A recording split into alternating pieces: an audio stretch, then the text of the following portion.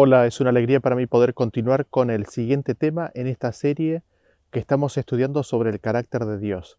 Y al respecto y teniendo en cuenta los temas anteriores que hemos venido considerando, más la historia de Job que hemos visto en el tema anterior, vemos que es necesario considerar un aspecto en particular que es mencionado por Job en su descargo que hace, en su relato que hace de lo que le estaba ocurriendo. Leamos lo que dice Job y prestemos atención a cómo describe la obra de Dios. Lo encontramos en Job capítulo 12 a partir del versículo 13 en adelante. Dice así: Con Dios está la sabiduría y el poder, suyo es el consejo y la inteligencia. Si él derriba, no hay quien edifique, encerrará al hombre y no habrá quien le abra. Si él detiene las aguas, todo se seca, si las envía, destruyen la tierra. Con él está el poder y la sabiduría, suyo es el que yerra y el que hace errar. Él hace andar despojados de consejo a los consejeros, y entontece a los jueces. Él rompe las cadenas de los tiranos y les ata una soga a sus lomos. Él lleva despojados a los príncipes y trastorna a los poderosos. Priva del habla a los que dicen verdad y quita a los ancianos el consejo. Él derrama menosprecio sobre los príncipes y desata el cinto de los fuertes. Él descubre las profundidades de las tinieblas y saca a luz la sombra de muerte. Él multiplica las naciones y él las destruye. Esparce a las naciones y las vuelve a reunir. Él quita el entendimiento a los jefes del pueblo de la tierra y los hace vagar como por un yermo sin camino. Van a tientas como en tinieblas y sin luz, y los hace errar como borrachos. A la luz de todos los temas que hemos visto hasta aquí, ¿qué es lo que vemos en estos versículos? En Dios está la sabiduría y el poder. Dios es el que da el poder, es decir, el que da los dones, la vida, las habilidades, para que cada ser con ese regalo de Dios elija y se haga un futuro, se haga un destino. Por supuesto que el anhelo más grande de Dios es que le elijan a Él, porque fuera de Él hay muerte y oscuridad. Sin embargo, Él da a todos y bendice a todos indistintamente. Y el punto que Job está haciendo aquí es que no hay nada que no pase sin el acuerdo y la voluntad de Dios. De Dios viene el bien, como dijo Job, y también el mal cuando retira su protección, cuando deja que otros interfieran. Digámoslo de otra manera, todo lo que sucede es lo que Dios permite, aunque no sea siempre de su agrado. Todo lo que sucede es porque Él lo permite, aunque le cause sufrimiento y dolor a sus criaturas y a Él mismo. En ese sentido, lo habíamos visto varias veces en los temas anteriores, se dice que Dios hace aquello que Él permite. Dios no reniega de su responsabilidad como Dios y soberano, por eso se dice que Él hace aquello que permite en aquellas instancias en las que hay personas que demandan que se les dé la libertad de hacer lo que ellos quieran. En ese sentido, lo hemos visto varias veces en los temas anteriores. Se dice que Dios hace aquello que Él permite. Dios no reniega de su responsabilidad como Dios y soberano. Por eso se dice que Él hace aquello que permite en aquellas instancias en las que hay personas que demandan que se les dé la libertad para hacer lo que ellos quieren. Y Dios de mala gana accede finalmente a darles su voluntad.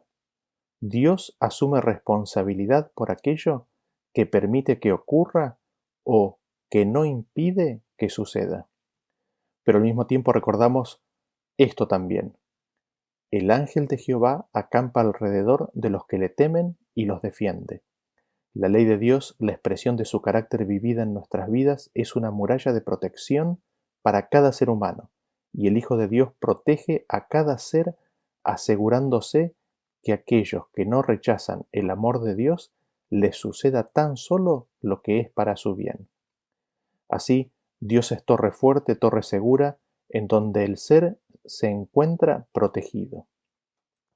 Ahora, ¿por qué es necesario hacer toda esta aclaración?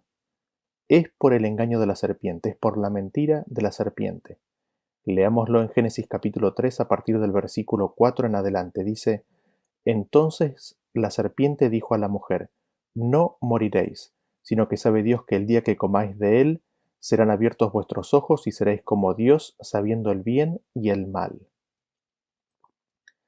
¿Qué es lo que le está diciendo la serpiente a nuestros primeros padres? Les dice que si desobedecen a Dios, no morirán. La serpiente les dice que no necesitan de Dios, porque hay vida inherente en ellos mismos. Hay un poder en ellos mismos que no importa lo que hagan, igualmente no morirán. Después de haberles dado ese veneno, les dice que lo que les falta para ser como Dios lo pueden obtener del medio ambiente. Así, la serpiente rompió con la ley de la vida del universo, que consiste en que, en recibir para dar, el amor ágape de Dios, e implantó en este mundo el eros, la mentira de que uno toma para alcanzar un estado superior. Uno se sirve a expensas de los demás para alcanzar un estado superior de existencia y ser igual a Dios. Y la gran mentira en la cual todos hemos sido educados en nuestras vidas es de que tenemos poder en nosotros mismos, que tenemos vida en nosotros mismos en forma inherente, que los dones, que las habilidades, que los talentos son propios e inherentes. Sin embargo, la Biblia es bien clara al respecto y es el punto que hace Job. Habíamos visto esto en detalle en el tema Identidad Perdida de la serie Guerras de Identidad. Cada talento, cada don, cada respiración, cada momento es un regalo de Dios. Es un acto activo de Dios para con cada ser humano en darnos esa su bendición. Y fortificando el punto nosotros vemos que las escrituras son claras al respecto. En Salmos capítulo 62, versículo 11 dice: Una vez habló Dios, 2 veces he oído esto, que de Dios es el poder. Noten ustedes que dice que de Dios es el poder. Es Dios la fuente de poder y es Dios quien da el poder a cada ser. No vamos a entrar en el detalle de leer todos los versículos, pero este poder es la vida misma, el poder para comer, el poder para beber, el poder de poder tomar decisiones, los dones, los talentos, las riquezas y también la autoridad sobre otras personas. Si vemos, son todos dones, regalos, talentos que Dios da al mundo. Jesús mismo confirmó esto cuando dijo en Mateo capítulo 6, versículo 13: Y no nos metas en tentación, mas líbranos del mal, porque tuyo es el reino, y el poder, y la gloria por todos los siglos. Amén. Nuevamente aquí tenemos el concepto de Dios es el poder. Luego Pablo nos diría en el libro de Romanos capítulo 13, a partir del versículo 1 en adelante: Sométase toda persona a las autoridades superiores, porque no hay autoridad sino de parte de Dios, y las que hay por Dios han sido establecidas, de modo que quien se opone a la autoridad, a lo establecido por Dios resiste, y los que resisten acarrean condenación para sí mismos, porque los magistrados no están para infundir temor al que hace el bien, sino al malo. ¿Quieres, pues, no temer a la autoridad? Haz lo bueno y tendrás alabanza de ella.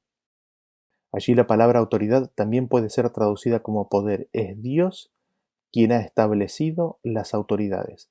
Dichas autoridades han sido establecidas para bendición. Y el punto principal que queremos resaltar en esto es de que no hay poder, no hay autoridad constituida sino de parte de Dios.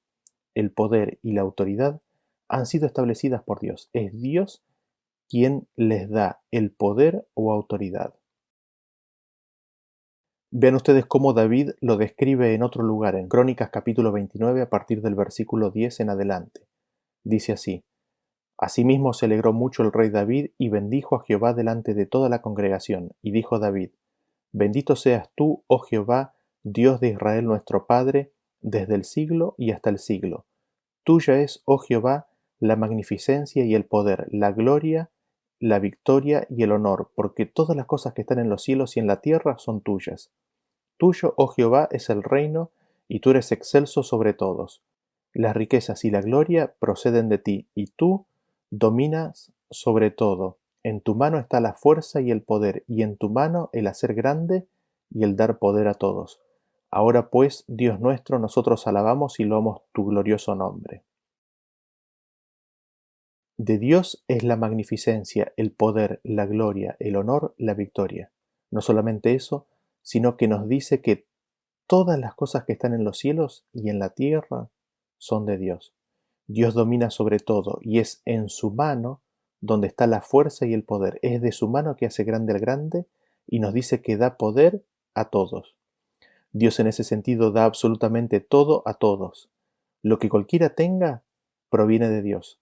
Vean cómo está descrito adicionalmente en el Salmos 33, a partir del versículo 13, dice: Desde los cielos miró Jehová, vio los hijos de los hombres, desde el lugar de su morada miró sobre todos los moradores de la tierra. Él formó el corazón de todos ellos.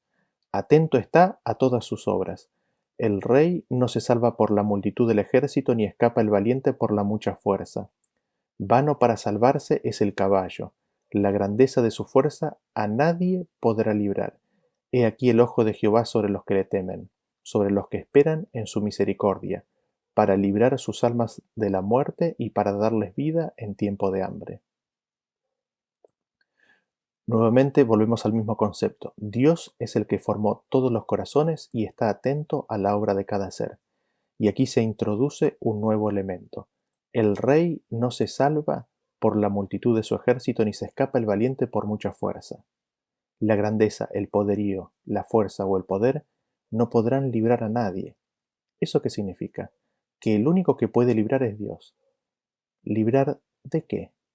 Vean ustedes que el versículo nos dice que el ojo de Dios está sobre los que le temen para librar sus almas de la muerte y para darles vida en tiempo de hambre. Este concepto de que no es la fuerza, ni el poder, ni las habilidades, ni el talento lo que determina el resultado final de los eventos, lo vemos descrito en otro lugar así. Eclesiastés capítulo 9, versículo 11 dice: Me volví y vi debajo del sol que ni es de los ligeros la carrera, ni la guerra de los fuertes, ni aun de los sabios el pan, ni de los prudentes las riquezas, ni de los elocuentes el favor, sino que tiempo y ocasión acontecen a todos. Qué interesante, ¿no? Dios bendice a todos con sus bendiciones, que son vida, talentos, habilidades, fortaleza, riquezas. Tiempo y ocasión, con todas estas bendiciones, hay para todos. A todos bendice y en tiempo y ocasión son todos bendecidos con todas estas cosas. Esto forma parte del carácter de nuestro buen Dios, quien da oportunidad abundante a todos. Ahora, todo el poder y la autoridad leemos en las Escrituras que el Padre las depositó en su Hijo Jesús. Dios no se queda con el poder, sino que se lo da a su Hijo. Vean ustedes cómo dice 1 Corintios capítulo 1, versículo 24, dice: Mas para los llamados así judíos como griegos, Cristo, poder de Dios y sabiduría de Dios. Cristo es el poder de Dios. Cristo es la sabiduría de Dios.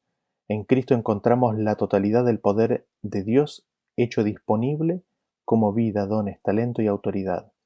Por eso después, Cristo, hablando como la sabiduría, diría en Proverbios capítulo 8, versículo 14 en adelante: Conmigo está el consejo y el buen juicio. Yo soy la inteligencia, mío es el poder. Por mí reinan los reyes, y los príncipes determinan justicia. Por mí dominan los príncipes, y todos los gobernadores juzgan la tierra. Es por Cristo que reinan los reyes. Es por Cristo que se determina el juicio. Cristo es la fuente de todo, poder, autoridad y sabiduría, la fuente de toda vida y sabiduría que existe en este mundo. El Padre se la da a Cristo, Cristo la da al mundo. Pero entonces nos preguntamos, ¿cómo es Dios? ¿Cuál es la relación que Él tiene con el poder? ¿Qué relación hay entre su carácter, es decir, su forma de ser, y el poder? En ese sentido, es importante que recordemos los principios del modelo divino, el cual lo hemos desarrollado en una serie que lleva ese nombre. El Padre es la fuente de todo. Todas las cosas proceden del Padre, quien las hizo por medio de su Hijo. El Padre hizo todas las cosas por medio de su Hijo y el Hijo recibió por heredad todo del Padre. El Hijo recibió todas las cosas para darlas. En ese darlas, Él está imitando al Padre. Cristo así procede del Padre. ¿Y cómo vemos la relación entre el carácter de Dios y su poder? ¿Son coiguales, coeternos a nuestra vista?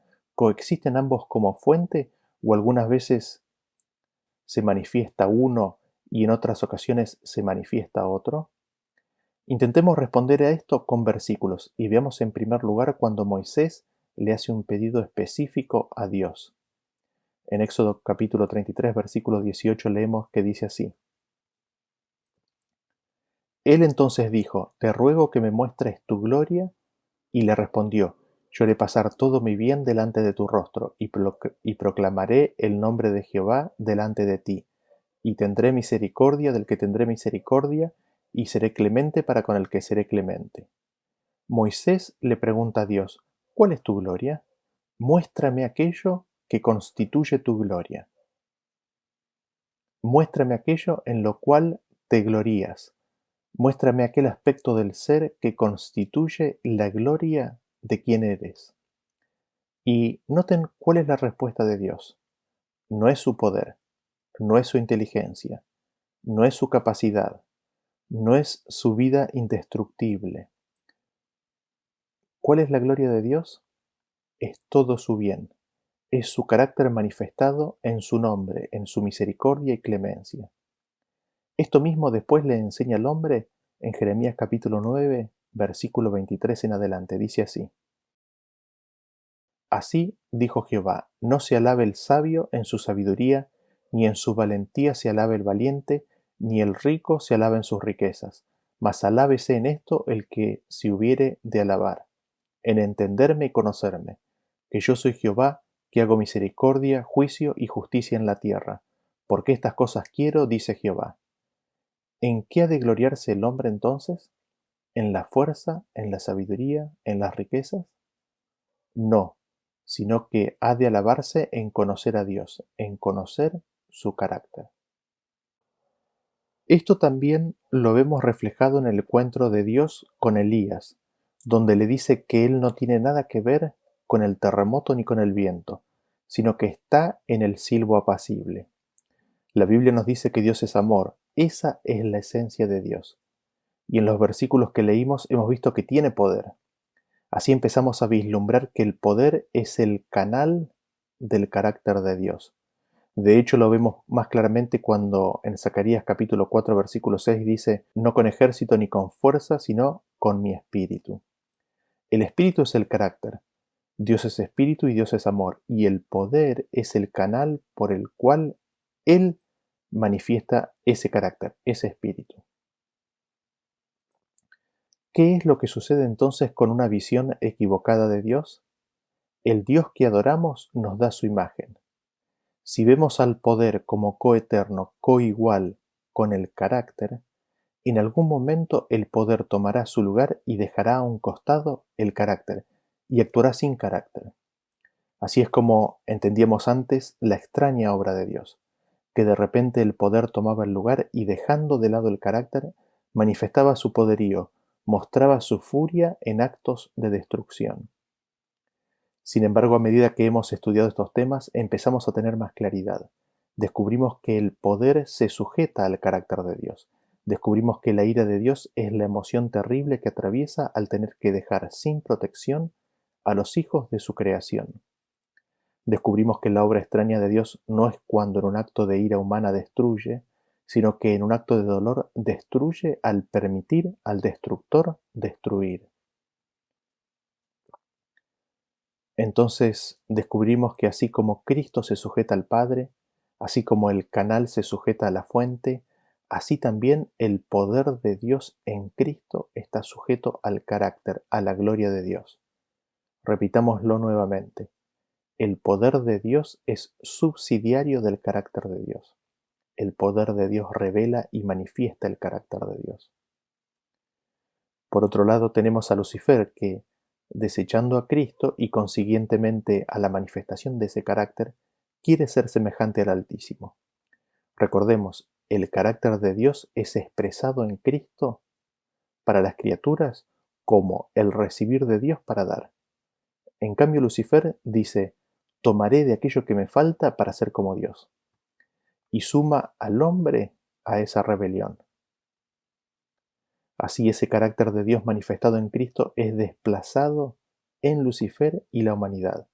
Y ahora el hombre toma, arrebata, se apropia para ser igual a Dios, para tener significado, para alcanzar valor en la vida. Cuando esto ocurre, la imagen de Dios queda destruida. Cuando esto ocurre, el anhelo al ascenso y el anhelo a sentarse en el trono viene a ser el principio bajo el cual se sacrifica el carácter. Al poner al poder en el trono de la coigualdad, se destruye el carácter. Lucifer y la humanidad, al pecar, destruyen el carácter y esencia de Dios. Soy consciente de que este concepto puede parecer complejo, pero los invito a que consideren cuidadosamente esto. Ese es el problema que tenemos al contemplar el carácter de Dios y su poder como coiguales y coexistentes. Cuando por nuestra concepción de Dios los hacemos coiguales, coeternos, coexistentes, destruimos el carácter de Dios. Vean estos versículos que nos evidenciarán esta relación de fuente-canal entre el carácter y el poder de Dios. En 2 de Pedro capítulo 1, a partir del versículo 3 en adelante nos dice, como todas las cosas que pertenecen a la vida y a la piedad nos han sido dadas por su divino poder, mediante el conocimiento de aquel que nos llamó por su gloria y excelencia. Por su divino poder que reside en Cristo, nos son dadas la piedad y la vida. ¿Y esto cómo se obtiene? Mediante el conocimiento de Dios, de su carácter de amor. El conocimiento del carácter de Dios nos abrirá las puertas de su divino poder, los cuales se manifiestan, de acuerdo a su carácter, en las cosas pertinentes a la vida y a la piedad. Veamos el siguiente versículo, que es Romanos capítulo 1, versículo 16. Dice, porque no me avergüenzo del Evangelio, porque es poder de Dios para salvación a todo aquel que cree, al judío primeramente y también al griego. ¿Dónde está el poder de Dios? En el Evangelio. ¿Qué es el Evangelio? Es el poder de Dios. En las buenas nuevas de salvación está el poder de Dios. Podemos ver el poder de Dios en la obra de salvación por el ser humano. ¿Y eso qué manifiesta? Manifiesta el carácter de Dios, su amor, porque de tal manera amó Dios al mundo que ha dado a su Hijo. Así nuevamente vemos que el poder de Dios manifiesta su carácter, su amor.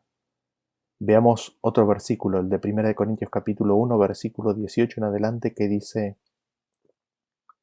porque la palabra de la cruz es locura a los que se pierden, pero a los que se salvan, esto es a nosotros, es poder de Dios. La palabra de la cruz es poder de Dios, increíble, ¿no? El poder de Dios se encuentra en la palabra y específicamente en la palabra de la cruz. Así el poder de Dios es la manifestación del carácter de Dios. Y este poder está en la predicación de la cruz. Veamos otro versículo que va en la misma dirección, Habacuc capítulo 3, del versículo 3 en adelante dice, Dios vendrá de Temán y el santo desde el monte de Parán. Su gloria cubrió los cielos, y la tierra se llenó de su alabanza, y el resplandor fue como la luz, rayos brillantes salían de su mano, y allí estaba escondido su poder. Es Dios entregando a su Hijo donde se manifiesta el poder de Dios. Es en la cruz de Cristo, en sus manos clavadas, en su sacrificio, en la entrega de su propia vida por nuestra salvación, donde el poder de Dios está. Es en esa conducta, es en ese sacrificio, en ese amor manifestado en la entrega de su propia vida, en la revelación del carácter, donde está el poder de Dios. Es maravilloso, ¿no? Habiendo visto esto, nos detenemos nuevamente un momento en la rebelión de Lucifer. Aquí tenemos al rebelde, quien, rechazando el Espíritu de Cristo, no quiso agradecer por todos los dones que se le dieron, sino que eligió conscientemente olvidarse que su belleza y sabiduría provenían de Cristo, y se embarca en una lucha por el poder, desconociendo que todo lo que tenía se le había regalado. Tales fueron los engaños que propagó, que se hizo necesario de que el universo pudiera ver el desarrollo de sus declaraciones para poder ver claramente el resultado de un sistema de gobierno versus el otro. Pero, ¿qué implica todo esto? Esto implica de que Dios le da la vida para que pueda desarrollar sus ideas a la vista de todo el universo. Y esto también se traslada al plano humano, donde Dios sostiene y da vida, bendiciones y dones a todos los seres humanos, para que se pueda contrastar una vida guiada por el carácter de Dios con otra vida guiada sin el carácter de Dios, sin el Espíritu de Dios. Como nos dice el texto de Hechos capítulo 17 del versículo 25 en adelante, ni es honrado por mano de hombres, hablando de Dios, como si necesitase de algo, pues Él es quien da a todos vida y aliento y todas las cosas, y de una sangre ha hecho todo el linaje de los hombres para que habiten sobre toda la tierra, sobre toda la faz de la tierra, y les ha prefijado el orden de los tiempos y los límites de su habitación. Salto al 28. Porque en Él vivimos y nos movemos y somos, como algunos de vuestros propios poetas también han dicho, porque linaje suyo somos. Pero, ¿qué implica esto aún más? A la luz de los temas anteriores, vemos lo siguiente, que cuando se rechaza al Espíritu de Dios, el uso de los dones y regalos de Cristo es usado de una forma que le causa sufrimiento. En el proceso de rechazar al Espíritu Santo, cuando usamos los regalos de Dios de acuerdo a nuestra propia voluntad y no la de Dios, crucificamos a Cristo. Esto se ve bien claro en el siguiente texto, capítulo 19, versículo 10 en adelante del libro de Juan. Dice así: Entonces le dijo Pilato a Jesús, ¿no? ¿A mí no me hablas? ¿No sabes que tengo autoridad para crucificarte y que tengo autoridad para soltarte? Respondió Jesús: Ninguna autoridad tendrías contra mí si no te fuese dada de arriba. Por tanto, el que a ti me ha entregado, mayor pecado tiene. La autoridad o el poder que tenía Pilato le había sido dada. ¿De dónde? De arriba. ¿Y esa autoridad, ese poder, para qué fue utilizado? Fue utilizado para crucificar a Cristo. Y yendo aún más en detalle, el soldado romano que clava los clavos con su martillo en las manos de Cristo, lo hace con el poder que Dios le ha dado. Dios lo mantiene con vida, Dios le da respiración a cada instante. Dios le ha dado el poder de hacer eso. ¿Y ese poder para qué se usa? Se usa para crucificar a Cristo. El poder de Dios usado sin el Espíritu de Dios es dolor, es sufrimiento, es la crucifixión de Cristo. Este poder de Dios, usado por su creación sin el Espíritu de Dios, en contra del carácter de Dios, es cuando el poder de Dios en cierto sentido es tomado prisionero por su creación. Vean ustedes cómo lo dice en Salmos capítulo 78, versículo 61. Dice: Y entregó a cautiverio su poderío y su gloria en mano del enemigo. Entregó también a su pueblo a la espada y se irritó contra su heredad. Hablando de su pueblo Israel, al que después de tantas rebeliones tuvo que entregar en las manos de sus enemigos, nos dice que entregó a cautiverio su poder y su gloria en las manos del enemigo. Noten que el poder o la gloria no está en el pueblo, porque después dice que entregó también a su pueblo a espada.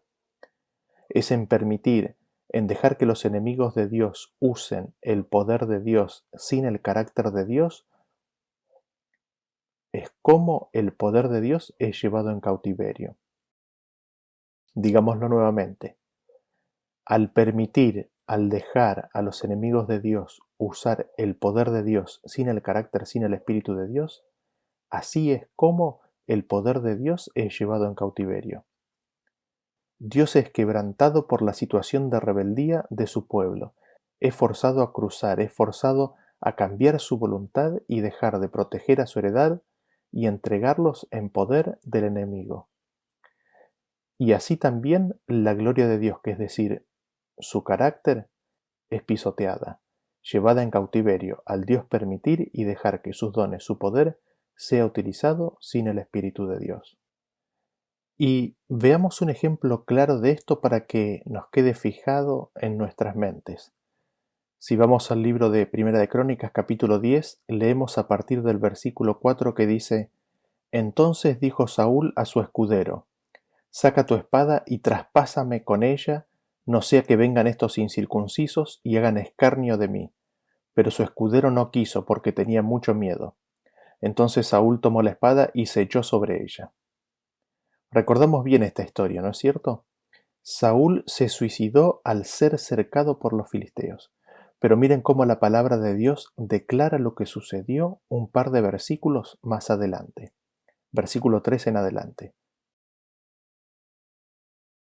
Así murió Saúl por su rebelión con que prevaricó contra Jehová, contra la palabra de Jehová, la cual no guardó, y porque consultó a una adivina, y no consultó a Jehová. Por esta causa lo mató y traspasó el reino a David, hijo de Isaí. Recién leímos que Saúl se suicidó, pero más adelante nos explica y nos dice que Saúl murió por su rebelión contra Jehová, porque no guardó la palabra de Jehová, sino que consultó a los demonios en lugar de a Dios. Y nos dice que por esta causa Dios lo mató. Tremendo, ¿no? Es terrible. ¿Qué había sucedido? Saúl tanto se había endurecido en su rebelión que ya ni un pedido de Dios podía hacer, a pesar de que satisfaciera su voluntad carnal. Esto lo vamos a ver más adelante en la historia de los amalecitas. Saúl tanto había rechazado a Dios que finalmente éste lo libra a su propio deseo y su propia voluntad. El Espíritu de Dios ya no contiende más con Saúl, sino que lo deja libre, le deja que haga su voluntad. Y él vive por el poder que Dios, y él vive por el poder de Dios que le da vida, pero sin hacer la voluntad de Dios. Él vive por el poder de Dios, pero sin el Espíritu de Dios. Qué terrible condición es esa para el ser humano. El Espíritu de Dios deja de contender con el hombre y finalmente le da toda su voluntad. Y esa voluntad, en el caso de Saúl, ¿a qué llega? Llega a que Saúl quiera matarse y lo hace, él lo hace. Y al Dios no impedirlo, al Dios retirar su Espíritu Santo ante la demanda de Saúl, hace que Dios declare que él lo mató. Dios mata a Saúl al dejarlo. Dios mata a Saúl al permitirle matarse. Dios mata a Saúl al abandonarlo. Dios mata a Saúl al darle poder para poder matarse. Pero esto es a costa del sufrimiento y el dolor de Cristo, al sostener a Saúl para que éste termine haciendo esto. Vemos así que en el desarrollo de esta controversia, Dios y su Hijo, a un grandísimo costo personal, han dado vida, poder, dones, talentos, a todos, para que puedan vivir y elegir a qué reino pertenecer. Porque Satanás desarrolló un nuevo reino, el reino del más fuerte. En este reino lo que prima es el poder, mientras que en el reino de Dios el poder es tan solo un medio por el cual Dios da a conocer y revelar su carácter en la persona de Cristo. Y si miramos a Cristo, ¿podemos ver cómo el poder es usado? ¿Podemos ver en él el poder? Mírenlo cuando dice: tengo poder para poner mi vida, tengo poder para tomar mi vida. Este mandamiento recibí de mi Padre. Mírenlo usar el poder cuando dice: el Hijo del Hombre no ha venido para ser servido, sino para servir. Mírenlo usando el poder cuando dice que el que quiera ser el mayor, que sea el que sirve. Y en este conflicto es necesario recordar, tener presente a cada momento de que en forma inherente no hay nada bueno que sea nuestro. Todo lo bueno proviene de Dios, todo lo malo es nuestro. Y Aquellas cosas que nos suceden que son para nuestro perjuicio han ocurrido quizás por el poder de Dios siendo utilizado por personas que lo han hecho sin el Espíritu de Dios. Pero, ¿acaso nosotros no hemos hecho lo mismo? ¿Acaso no somos culpables del mismo pecado? En ese sentido es importante recordar que a los que aman a Dios todas las cosas les suceden a bien. Cristo vino para darnos una nueva vida, un poder de lo alto que nos llevará a recibir el carácter de Dios. Este nos viene a través del Espíritu de Cristo. Las Escrituras dicen en Juan capítulo 1, versículo 12 en adelante, así, mas a todos los que le recibieron, a los que creen en su nombre, les dio potestad de ser hechos hijos de Dios. Dios nos da el poder, la habilidad, como canal para llevarnos al carácter de Dios. Cuando esto ocurre, somos hechos hijos de Dios.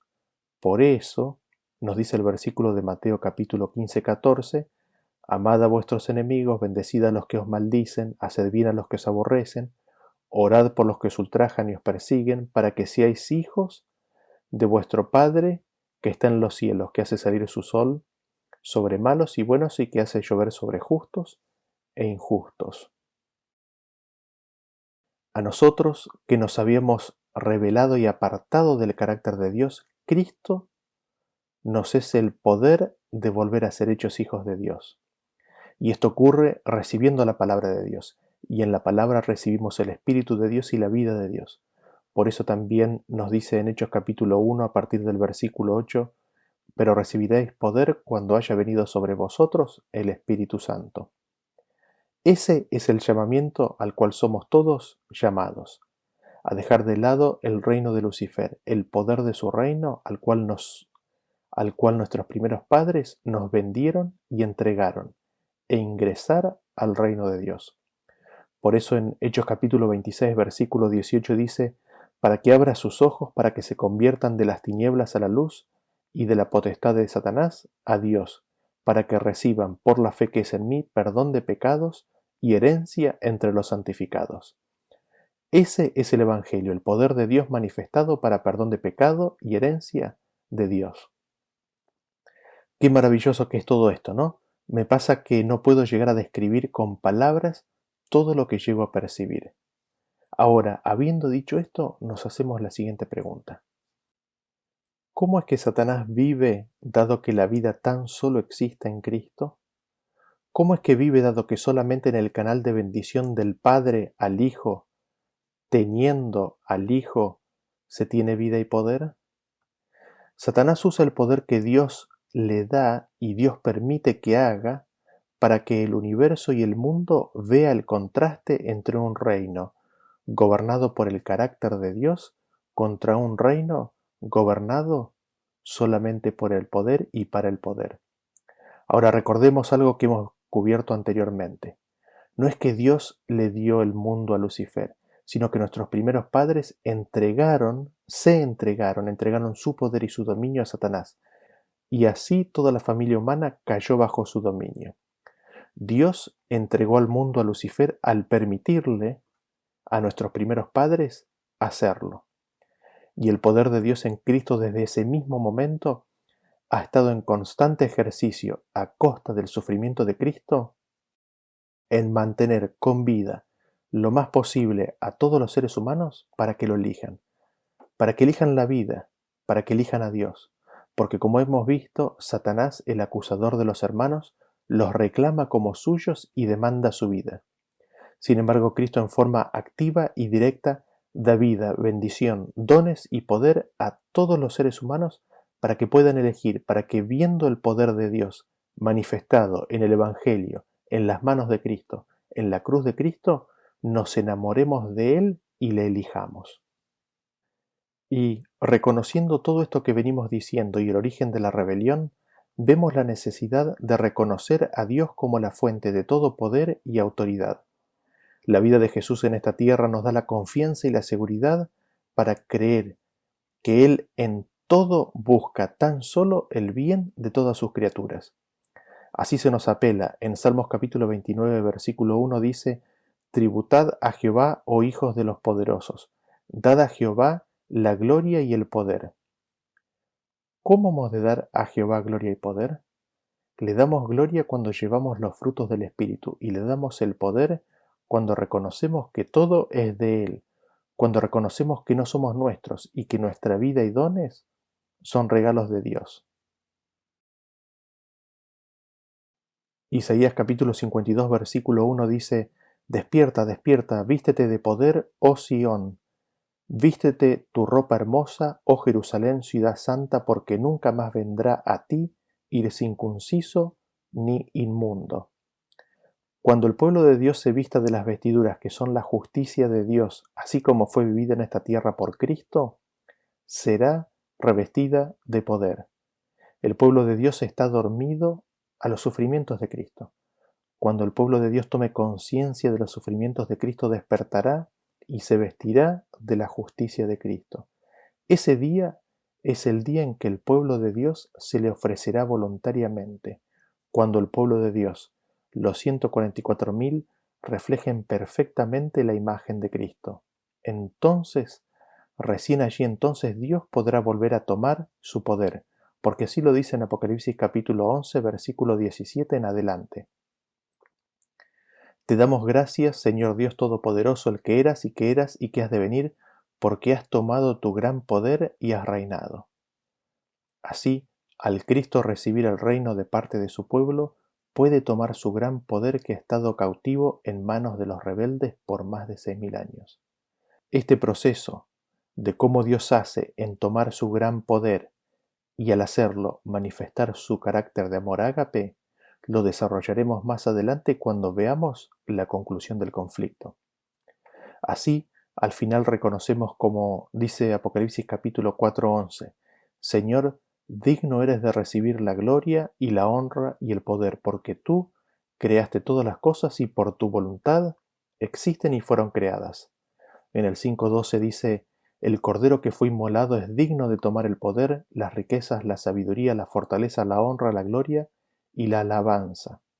El capítulo 19, versículo 1 dice, después de esto oí una gran voz de gran multitud en el cielo que decía, Aleluya, salvación y honra y gloria y poder son del Señor Dios nuestro.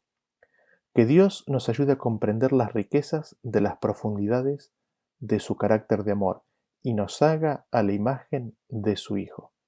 Que Dios los bendiga y nos vemos en el próximo tema. Hasta luego.